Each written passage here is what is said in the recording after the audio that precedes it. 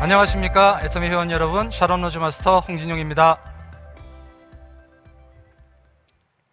네, 지난 2달여 동안 회사가 주관했던 모든 세미나와 센터에서 있었던 모든 미팅이 중단되면서 여러분들 얼마나 답답한 시간들을 보내고 계십니까? 저도 그 짧은 기간 동안 전 세계 200여 군데로 코로나 바이러스가 전파되는 것을 보면서 세계가 이제 정말 하나로 연결되어 있다는 그런 생각을 하게 됐습니다. 과거에 우리가 너무나 당연하게 생각했던 그런 미팅들이 정말 우리한테 하나의 행복이었구나 하는 그런 반성도 하게 되는 그런 시간을 보낸 것 같습니다. 지난 1, 4분기 동안 코로나 환경 속에서 전 세계 거의 모든 산업 전반은 매출이 상당 부분 줄었습니다. 하지만 온라인 쇼핑 부분에 대해서만큼은 급증을 했는데요. 그 이유가 뭐라고 생각하십니까? 그동안 꾸준하게 고객들은 온라인 쇼핑 부분으로 수요는 확대되어 왔습니다. 그런 상황 속에서 코로나가 환경에 접하면서 심지어 온라인 쇼핑을 주저했던 50대, 60대마저도 이 시장으로 급속하게 들어오고 있습니다. 이 온라인 쇼핑의 편리함을 맛본 소비자들은 다시 오프라인으로 돌아가기는 쉽지 않을 것입니다. 이런 환경 속에서 지난 1, 4분기 애터미도 마찬가지로 전 세계 매출이 40%가 증가되었다는 소식을 여러분도 들으셨을 겁니다. 과거의 온라인 시장은 온라인 투 오프라인이었습니다. 그 말을 다시 좀 풀어서 설명드리면, 오프라인에서 상품을 예약하고 주문하기 위해서 온라인에 접근했다라고 보면, 앞으로의 온라인 시장은 온라인과 오프라인이 서로 상호 보완적으로 결합해서 온라인상에서 발생된 모든 빅데이터가 오프라인의 고객들에게 제공됨으로 인해서 고객들이 온라인과 오프라인 어디서든지 편리함을 누릴 수 있는 그런 경쟁력을 갖추게 됐다는 것입니다. 그런 경쟁력을 갖춘 온라인 소비는 앞으로 줄어들 수는 절대 없는 것이죠. 바로 이것이 그 결과를 보여주는 것이죠. 지금 현재는 소비자들의 지갑 점유율이 61%에 달하고 있습니다. 이것은 점점 더 60%에서 70%, 80%로 점점 확대될 것입니다. 또 기업은 소비 패러다임의 변화를 무시할 수가 없습니다. 소비 패러다임의 변화를 받아들이지 않으면 결국은 기업은 생존에 문제가 생기겠죠. 과거의 단일 채널 오프라인에서 지금은 이제 약간 중간 단계라고 볼 수 있겠죠. 온라인과 오프라인이 별도의 멀티 채널로 서로 경쟁 관계라면, 향후 미래는 온라인과 오프라인이 서로 결합된 같이 모든 정보를 공유하는 시대인 옴니채널 시대로 갈 수밖에 없고, 결국 그런 옴니채널을 빠른 시간 안에 확보한 전 세계 그 대기업들이 시장을 독점하고 있는 체제로 시장은 흘러가고 있습니다. 그래서 그 결과를 실제 우리는 눈앞에서 볼 수 있는 것이죠. 미국 전체 멀티채널 또는 오프라인만 갖고 있었던 모든 대기업들이 지금은 사라지고 있습니다. 2010년도에 삼성전자가 스마트폰을 발표한 이후로 전 세계는 빠른 속도로 스마트폰 인구가 늘어나고 있습니다. 현재 70%에서 앞으로 2022년이 되면 전 세계 인구의 80%가, 심지어 우간다 같은 국가는 전기를 사용하는 전기 그 수혜자가 300만인데 스마트폰 사용자는 1000만 명이라고 합니다. 이런 적극적인 흔히들 우리가 얘기하는 포노사피언스들이 유통의 변화를 만들고 있는 것입니다. 그래서 이런 늘어나는 소비자들, 늘어나는 스마트폰 사용자들로 인해서 같은 유통의 플랫폼 안에서도 변화가 일어나기 시작합니다. 플랫폼을 모르는 기업의 미래는 없습니다. 이미 그것은 누구나 다 알고 있는 상식입니다. 하지만 그 플랫폼 안에서도 새로운 변화들이 추진되고 있는데요. 지금까지 여러분들은 알고 계시겠지만, 모든 유통 플랫폼은 무엇으로 수익을 만드나요? 결국은 유통 수수료입니다. 근데 그 수익 모델조차도 변화가 일어나고 있다는 것입니다. 우리가 잘 알고 있는 네이버의 스마트 스토어, 카카오 스토어, 이런 회사들은 이미 충분히 확보된 회원 수만을 가지고도 그 회원들을 대상으로 입점하는 업체들이 입점 월정액을 내므로써 판매 수수료를 대신하고 있고요. 또 카카오 스토어 같은 경우에는 광고비를 지불함으로써 판매 수수료를 대신하고 있는 것입니다. 정말 놀라운 변화지 않습니까? 또 다른 변화를 보면은요, 지금은 너무 많은 유통 채널이 존재한다는 것입니다. 그래서 일어난 변화가 어떤 것이냐, 저도 최근에 무선 마이크를 하나 구입하기 위해서 포털을 뒤지다가 결국은 어디서 결정을 내렸냐, SNS, 유튜브 채널을 보고 결정을 내렸습니다. 지금은 소비자들은 소비를 결정하는 데 있어서 어디서 결정을 하느냐? 유튜브, 인스타그램 같은 SNS에서 결정합니다. 이유가 뭐냐?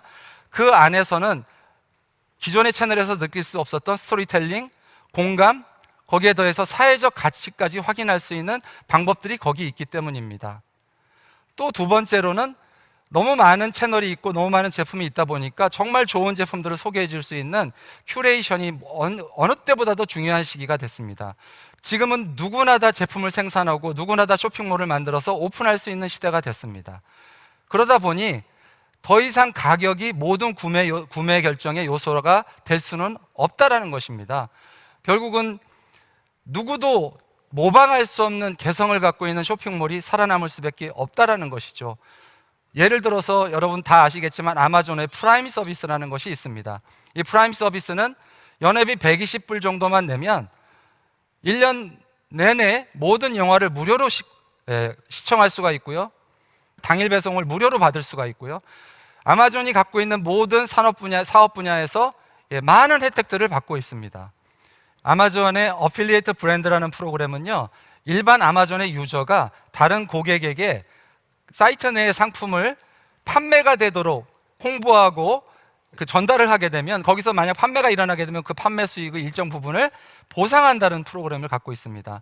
최근에 저는 굉장히 놀라운 회사를 발견했습니다. 중국의 판더더라는 회사인데 이 회사는 판더더 홈페이지에 있는 상품을 중국 내 다른 위챗 같은 SNS 링크를 시켜서 공동 구매하는 고객들을 많이 모아올수록 그 숫자에 따라서 가격을 다르게 차등 적용하는 정책을 채택해서 불과 2년 만에 중국 2위의 기업이 됐고 미국 나스닥에 상장하는 회사까지 된 것입니다. 이런 유통의 변화들은 소비자들에게 한 가지 결정을 요구하고 있습니다. 어떤 결정일까요? 단순히 소비자의 객체로서 소비자로서만 남든가 아니면 적극적으로 유통의 변화에 뛰어들어서 수익을 창출하는 유통 변화의 주체가 되든가 여러분들은 어떤 선택을 하시겠습니까? 결국 이런 강력한 컨텐츠 큐레이션을 갖춘 전 세계 큰 대기업들이 유통시장을 독점하고 있습니다. 문제는 이 독점이 새로운 문제를 만들고 있다는 데 있는 것입니다. 과거에는 모든 동네에 여행 대리점들이 있었고 일반 소비자들이 거기 가서 비행기를 예매하나 호텔을 예매하나 여행 프로그램을 구매하든 그렇게 했습니다. 전 세계 모든 여행은 몇 개의 대기업 플랫폼 회사의 수익이 집중되고 있습니다. 유통도 마찬가지죠. 미국 유통의 절반 이상이 아마존으로 통합되고 있습니다. 많은 사람들의 생계수단이 점점 사라지고 있다는 데 문제가 있는 것이죠. 결국 이 안에서 승자는 하나밖에 없습니다. 유통 플랫폼을 소유한 대기업뿐이라는 거죠. 이 안에서 일반 기업이나 생산자들의 미래는 보장받을 수가 없는 것입니다. 자, 이런 변화 속에서도 저는 미국의 아웃도어 브랜드 파타고니아라는 회사를 보면서 새로운 가치를 발견했습니다. 이 파타고니아라는 기업은 미국 내에서 가정과 환경 지킴이라는 두 가지 테마로 굉장히 알려져 있는 기업입니다. 회사 직원 중에 경력 단절녀가 단 한 명도 없습니다. 그 이유는 뭘까요? 기업의 CEO가 회사가 기업이 직장이 목적이 될 수 없다는 겁니다. 직장은 가정을 생계를 책임지기 위한 수단이라는 것을 경영의 핵심 요소로 채택했다라는 것이 소비자들에게 굉장히 깊숙이 마음에 울림을 줬다라는 것이죠. 또 이 회사는 놀라운 거는 이베이에서 자사 브랜드의 제품을 그것도 헌옷을 판매하는 행사를 했습니다. 여기 자료에서 보시는 것처럼 20년 전에 자기 아버지가 자기를 업고 찍은 사진에 입었던 옷을 SNS에 이런 사진들을 올리고 있습니다. 심지어 이 회사는 자사 회사에 새 옷을 사지 말라고 합니다. 이유가 뭔지 아시나요? 새 옷을 하나 만들기 위해서는 엄청난 물이 들어가고요. 왜냐하면 목화를 재배해야 되니까 목화를 재배하기에 들어가는 물, 또 그 제품을 생산하기 위해서 발생되는 탄소 배출량, 또 이 옷이 결국에는 쓰레기로 버려지기 때문에 발생되는 쓰레기, 이런 것들을 종합적인 수치로 제공함으로 인해서 파타고니아가 가정과 환경을 지키기 위해서 얼마나 노력하는 기업인가를 사회에 끊임없이 알리고 있습니다.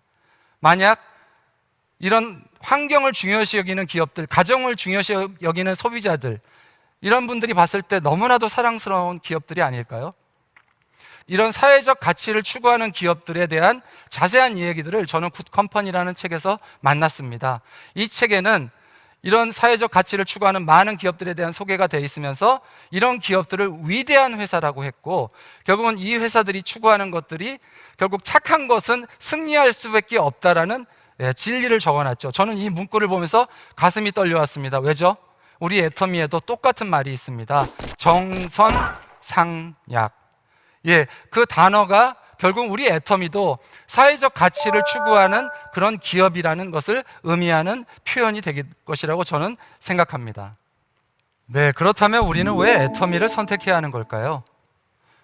만약 기업의 CEO에게 당신의 회사가 왜 존재해야 되는지, 당신의 회사가 왜 선택받아야 하는지를 설명할 수 없다면 과연 그 회사가 존재할 수 있을까요? 저는 애터미가 왜 선택돼야 하는지에 대한 이유를 지금부터 여러분과 함께 생각해 보려고 합니다.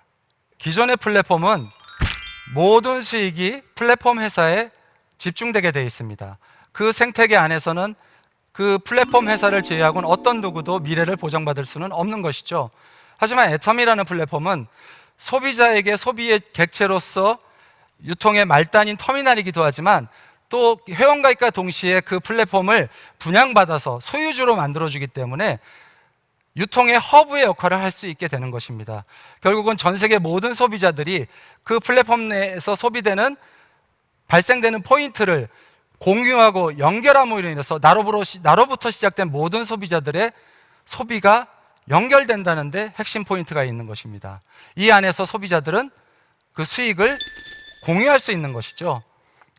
박한길 회장님은 이러한 포스트 플랫폼 기업으로서 성공하기 위해서 반드시 필요한 핵심 경영 요소들을 너무나 잘 알고 계십니다. 다단계 회사와 경쟁하지 않겠다.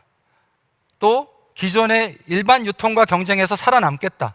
포인트가 없는 소비를 지구상에서 없애버리겠다. 전 세계 유통의 허브가 되겠다. 결국은 플랫폼이 성공하기 위해서는 한 가지 요소밖에 없습니다. 소비자 스스로가 광고 없이 자발적으로 클릭하고 제3자인 주변 사람들에게 이 정보를 전달할 수 있는 가치를 만들어내는 플랫폼만이 결국은 살아남을 수밖에 없습니다. 박한길 회장님은 그런 핵심 전략들을 너무나 잘 준비하고 계시다는 것입니다. 지난 10년 동안 애터미는 절대 품질, 절대 가격이라는 큐레이션 대원칙을 정해놓고 대중들이 편안하게 사용할 수 있는 그런 가격대에 명품의 품질을 갖춘 제품들을 출시해 왔습니다. 그 결과로서 믿고 쓰는 애터미라는 큐레이터로서의 경채성을 갖는 그런 기업으로 자리매김을 했다는 것이죠. 여기서 보시는 것처럼 0.12%라는 경이적인 반품률은 결국 애터미가 정확한 큐레이션을 하고 있다는 것을 증명하는 구체적인 수치가 되겠습니다. 또 애터미는 10년 동안 회사 설립 초기부터 그 어려운 시기에도 나눔을 천부가 준 사명이라고 생각하고 10년 동안 꾸준하게 기부를 실천해 왔습니다. 2018년까지 100억이 넘는 금액을 기부를 했고요. 2019년에는 중견기업 역사상 최초로 일시불 100억이라는 금액을 기부했습니다. 또한 애터미가 환경에 생각하는 것도 이런 장표를 보면 표를 보면 알 수 있는데요.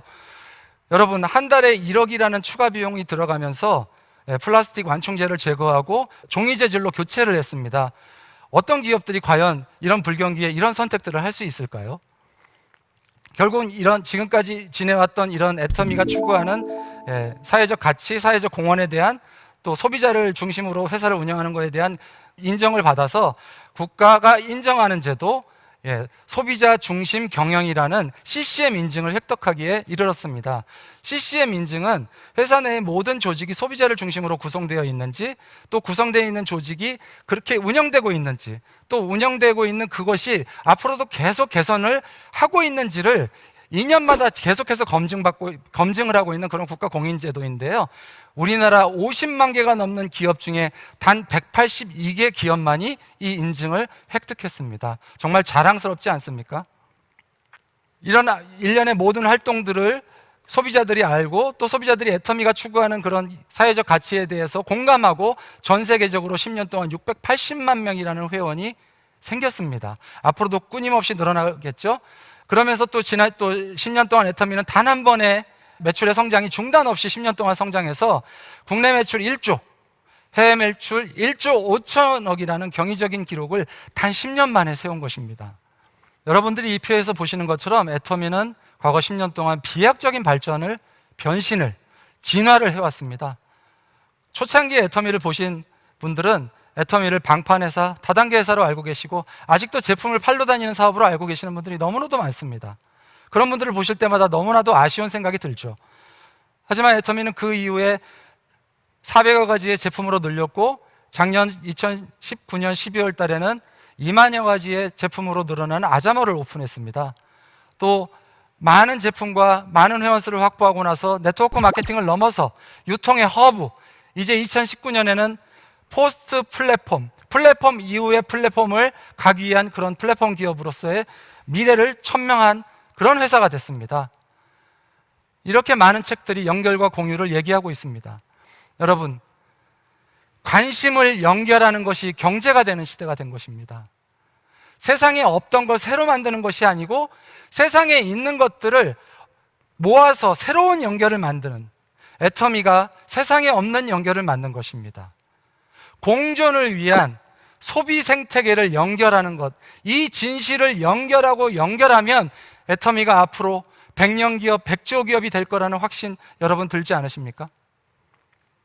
이렇게 나로부터 시작해서 전 세계로 모든 소비자들의 소비 자산이 여러분들 연결되는 그런 시대가 된 것입니다. 앞으로 5년 뒤, 10년 뒤에 여러분 애터미의 미래, 그 안에서 우리의 미래를 한번 생각해 보시기 바랍니다. 마지막으로 아직도 신념과 편견을 구분 못하시는 분들을 위해 스펜서 존슨, 누가 내 치즈를 옮겼을까? 그 책에 나와 있는 글을 보여드리면서 마치겠습니다. 과거의 신념이 우리를 새로운 치즈로 이끌어주지는 않습니다. 네, 여러분, 이제는 변화를 주도적으로 해야 될 때입니다. 변화는 더 이상 우리들의 선택이 아니고 필연입니다. 어려운 코로나 환경에서 잘 이겨내시고 이 혁명적인 변화 속에서도 꼭 승승장구하셔서 성공자가 되시는 여러분들이 되시기를 기원하겠습니다. 네, 끝까지 들어주셔서 감사합니다.